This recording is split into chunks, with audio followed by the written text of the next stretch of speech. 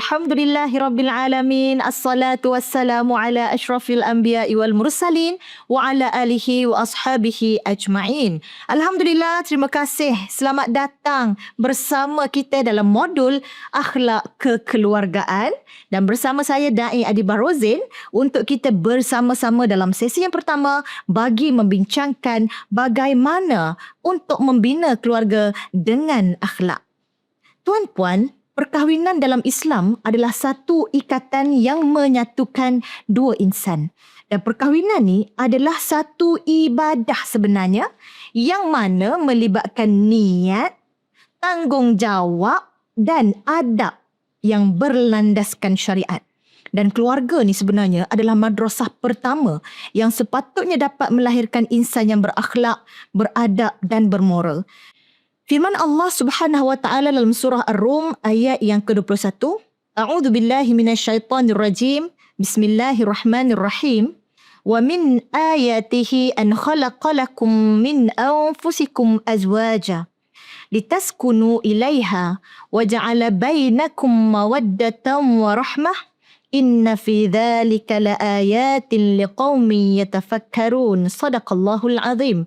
Maksudnya, dan di antara tanda-tanda yang membuktikan kekuasaan dan rahmatnya adalah ia menciptakan untuk kamu isteri-isteri daripada jenis kamu sendiri supaya kamu merasa tenang kepada mereka dan dijadikannya di antara kamu suami isteri ni perasaan kasih sayang dan belas kasihan. Sesungguhnya yang demikian itu mengandungi keterangan-keterangan yang menimbulkan kesedaran bagi orang-orang yang berfikir. Tuan-puan, kalau tengok ayat ni, ia menjelaskan bahawa perkahwinan ni sebenarnya tanda kebesaran Allah yang mana dapat menghubungkan suami dan isteri dengan 3 perasaan. Rasa tenang sakinah, kasih sayang mawaddah dan belas kasihan ataupun rahmah. Biasa orang sebut sama. Wah, betul. Inilah 3 asas akhlak yang perlu kita hidupkan dalam rumah tangga sepatutnya. Sebab tanpa nilai ni, keluarga kita hilang ruh dan semangat pensyariatan perkahwinan. Sayyidatina Aisyah radhiyallahu anha juga meriwayatkan bahawa Rasulullah sallallahu alaihi wasallam bersabda, khairukum li ahli wa ana khairukum li ahli. Yang bermaksud, sebaik-baik kalian adalah yang paling baik terhadap keluarganya. Dan aku ni, kata baginda, adalah orang yang paling baik terhadap keluargaku. Subhanallah. Seorang pemimpin, seorang yang hebat, menyebut bahawa aku ni terbaik dengan keluargaku. Hadis ini menjadi sandaran kepada kita. Sebenarnya akhlak ni mainkan peranan yang sangat penting dalam pembentukan keluarga. Betul tak? Kalau kita sendiri pun suka dilayan dengan baik, perkahwinan dan pembinaan keluarga ni adalah jalan supaya kita ni dapat didik diri kita dengan akhlak yang mulia, latih sifat sabar, kasih sayang, amanah, bertanggungjawab. Kahwin ni bukan nak seronok-seronok aja tuan-puan. Sebab perkahwinan ni ada komitmen yang besar, termasuklah dalam akhlak. Bukan sahaja ayah kena nafkahi anak, bukan sahaja mak kena sokong ayah, tapi mesti dengan akhlak yang mulia, kan? Justru, perkahwinan dalam Islam ni kita perlu tengok dia sebagai pintu kepada pembinaan akhlak yang lebih baik, lebih utuh, lebih mulia. Dengan berkahwin ni, kita jadi insan yang lebih baik. So, suami, isteri, anak-anak, masing-masing ada peranan untuk menegakkan nilai akhlak dalam keluarga. Jadi, bertitik tolak daripada pembentukan nilai akhlak ni, barulah akhirnya daripada satu unit keluarga, terbentuklah masyarakat yang baik. Kerana tuan-puan, keluarga yang berakhlak diibaratkan sebagai batu bata yang menguatkan bangunan umat. Tak usah bincang dulu pasal nak buat umat Islam yang cemerlang kalau dalam rumah tangga akhlaknya masih pincang.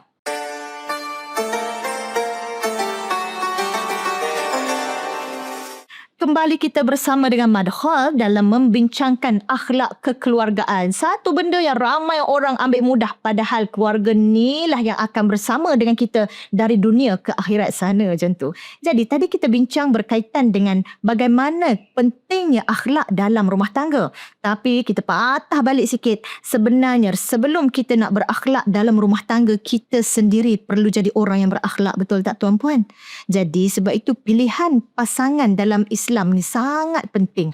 Kerana pilihan pasangan dalam Islam ni, ketika kita nak membina keluarga yang berakhlak, merupakan satu langkah awal yang paling penting. Sebab itu, Islam telah menetapkan ada garis panduan yang jelas supaya perkahwinan yang kita bina ni betul-betul berpaksikan nilai agama dan akhlak, bukan takat nafsu semata-mata. Jom kita tengok firman Allah Subhanahu wa taala, A'udzu billahi minasyaitonir rajim. Wat-tayyibatu lit-tayyibin, wat-tayyibuna lit-tayyibat.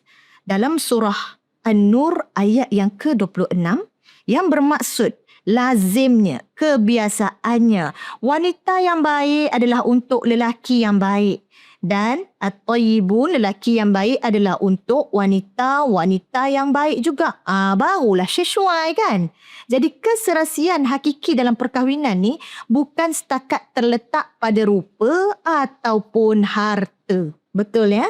Kita dapat nampaklah kes-kes kejadian yang pernah berlaku. Bukan kita kata nak judgemental, tapi kita ambil pengajaran lah. Ya, memang betul. Ada duit ke, berharta ke, rupa paras yang elok sekalipun, tidaklah menjamin kekekalan atau kebahagiaan dalam rumah tangga.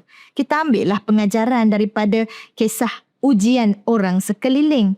Ia pada hakikatnya, kekekalan ini, kebahagiaan ini ada pada kebaikan iman dan keindahan akhlak yang menjadi asas kepada kebahagiaan rumah tangga. Daripada Abu Hurairah radhiyallahu anhu, Rasulullah sallallahu alaihi wasallam bersabda, "Tunkahul mar'atu li arba', limaliha wa li hasabiha wa li jamaliha wa li diniha fadhfar bidhatid din taribat yadak." Apa maksud dia? Wanita itu dinikahi kerana 4 perkara. Sebab maliha, harta dia, duit dia, ya, kacing-kacing ke tidak? Yang kedua, hasabiha, keturunan dia. Yang ketiga, jamaliha, comel tak comel. Yang ni biasa orang tengok first kan? Pertama sekali biasa orang tengok kecantikan, daya licin tak licin. Tak apalah, itu kriteria pertama yang dilihat. Tetapi bukan yang utama. Kerana baginda kata apa dia? Pilihlah yang beragama. Fadhfar. Pilihlah kamu bidhatid din, yang ada agama, maka taribat yadak, nescaya engkau akan beruntung. Percaya, yakin akan sabdaan baginda sallallahu alaihi wasallam menjadi satu penjelasan kepada kita bahawa agama termasuklah akhlak. Dia tak kira lah orang tu kuat agama, kita kata dia ni rajin solat je kan, tapi mulutnya boleh tahan. Maksudnya kurang lagi lah agamanya tu. Sebab agama ni mesti termasuk dengan akhlak yang mulia. Maka jelas sekali agama dan takwa ni adalah prioriti, keutamaan yang paling penting dalam memilih pasangan. Tapi kalau ada harta, keturunan elok, kecantikan pula tu, bonus lah tu kan. Pelengkap yang bersifat sementara. Sebab apa? Harta kan boleh habis. Keturunan pun tidaklah semestinya menjamin kebaikan. Kecantikan pun akan pudar lama-lama. Cocoklah apa-apa nak cocok pun pudar juga. Jadi agama dan akhlak itulah yang kekal sebagai cahaya dalam rumah tangga.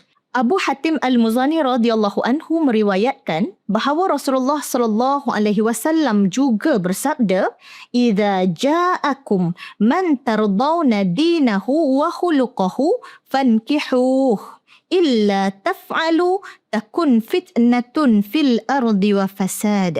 Yang bermaksud apa dia? Terutama untuk yang perempuan dan ibu ayah. Bila datang kepada kamu seorang lelaki yang kamu redha agama dan akhlaknya, maka kahwinkanlah dia. Jika kamu tidak melakukannya, akan terjadilah fitnah di muka bumi dan kerosakan. Maksudnya apa? Sebab yelah tengok agama okey, tapi itulah yang muka tu kurang sikit. Contoh Jadi reject. Sampai bila? Rupa-rupanya tidak pandang langsung pada akhlak dan agama, tapi pandang yang sampingan-sampingan tadi. Rugilah ya. Maka panduan ini membuktikan bahawa pemilihan pasangan yang baik, yang beragama, yang bertakwa ini adalah asas kepada kestabilan keluarga dan masyarakat. Sebab apa? Kalau dia beragama, dia akan bagi nafkah. Kalau dia beragama, akhlak dia akan baik. Kalau yang wanita beragama, dia akan taat kepada suami dan sedia untuk dibimbing. Hal ini kerana pemilih pasangan yang salah boleh membawa kepada keretakan rumah tangga dan kerosakan akhlak pada generasi yang akan datang. Sebaliknya tuan-puan, memilih pasangan kerana agama dan akhlak akan membuka pintu keberkatan dan menjadi sebab terbentuknya keluarga yang diridai Allah Subhanahu Wa Taala, insya-Allah.